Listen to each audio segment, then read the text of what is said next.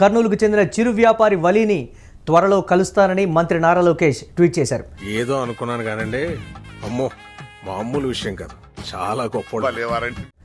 వలీ చేసినటువంటి కోవా బన్ రుచి చూసేందుకు ఆసక్తితో ఉన్నానంటూ కూడా చెప్పారు.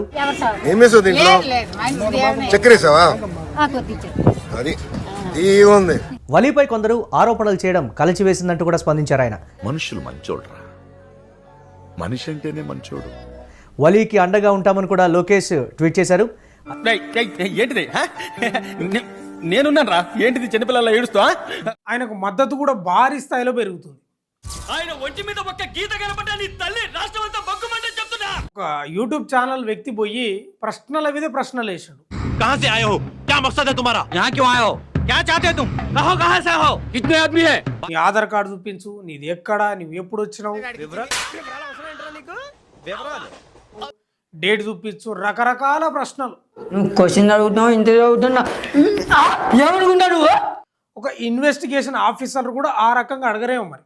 దరిద్రుడా, ఒక్క మాట మంచిది రాదు నోట్లోంచి, అది నూనె డ్రైనేజరా. ఎప్పుడైనా పేదవాడిపై ప్రేమనే ఉంటది ఎవరికైనా. అయిందా, బాగైందా, ప్రతిదానికి ఓవర్ ఎక్స్ప్రెషన్. 100కి ఫోన్ చేయండి, పోలీసులు పట్టియండి.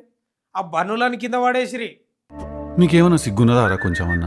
కడుపుకు అన్నం తింటానావా పెండ తింటానావారా? ప్రతి టెర్రరిస్టు ముస్లిమే, కానీ ప్రతి ముస్లిం టెర్రరిస్ట్ కారు. ఏం చెప్పావు బావా, నువ్వు రాముడివి, నేను రామదాసుని. అప్పు చేశానే సరే నీ గుడి కట్టిస్తాను బావా.